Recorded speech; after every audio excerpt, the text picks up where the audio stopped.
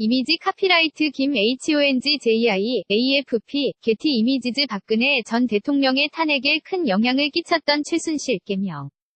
후 최서원 씨에 대한 1심 선고가 13일 열린다. 박 전 대통령이 파면되고 새 정부가 들어서면서 최 씨 재판에 대한 관심은 시들해진 편. 12일 서울중앙지법에서 최 씨의 1심 선고 재판에 대한 방청권 추첨에 응모한 사람은 66명으로 2016년 12월 최 씨의 첫 공판 준비일 방청에 525명이 응모했던 것과는 대조적이다. 그러나 최 씨의 재판은 여전히 파급력이 강하다. 아직 진행 중인 박근혜 전 대통령의 재판 결과가 직접적으로 연결됨은 물론이고 삼성전자의 이재용 부회장과 마찬가지로 뇌물공여로 재판을 받고 있는 롯데그룹 신동빈 회장도 13일 함께 1심 판결을 받는다. 최순실 재판의 1심 선고를 앞두고 눈여겨볼 사항들을 짚어보았다. 대부분 혐의에서 박근혜 전 대통령과 공보원검찰이 최 씨에게 제기한 혐의는 뇌물수수, 직권남용, 강요를 비롯해 모두 18개. 대부분의 혐의에서 박근혜 전 대통령과 공모했다는 의심을 받는다.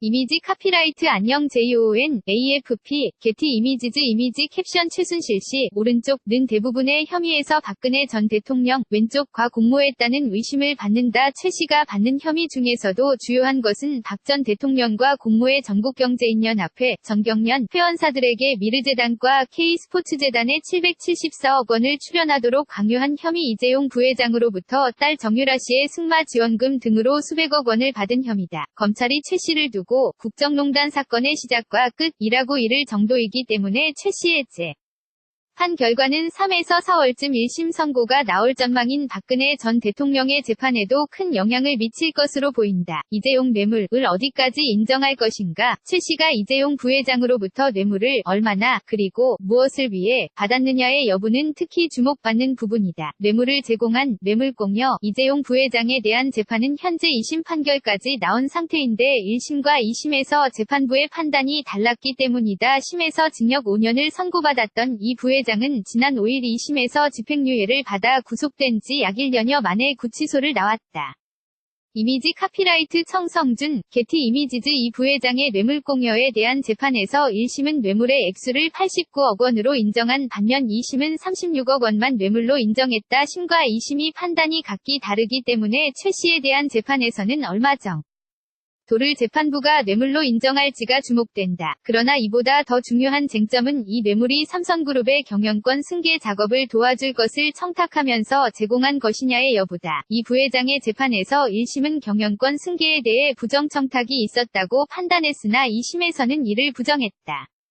이번 재판에서도 이 청탁성이 부정되면 220억 원에 대한 제3자 뇌물죄는 무죄가 될 수 있다. 한편으로는 최 씨에 대한 이번 재판 결과가 향후 진행될 이 부회장의 3심 재판에 영향을 미칠 가능성도 있다. 신동빈, 상대적으로 부담은 작아 이재용 부회장에 이어 최순실 스캔들에 엮인 재벌 총수 중 하나인 신동빈 롯데그룹 회장도 최 씨와 함께 1심 재판 결과를 받는다.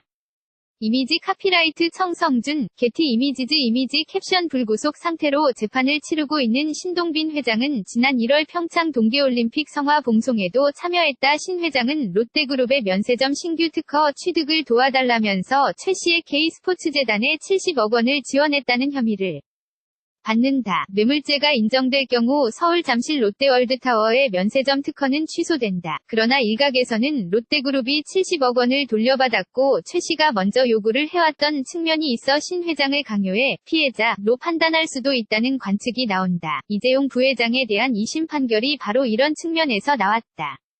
재판부는 이 부회장을 박 전 대통령과 최 씨의 강요로 뇌물을 공여했다고 보고 정유 라 씨에 대한 승미 지원을 제외한 다른 뇌물공여 혐의는 모두 무죄로 판단했다.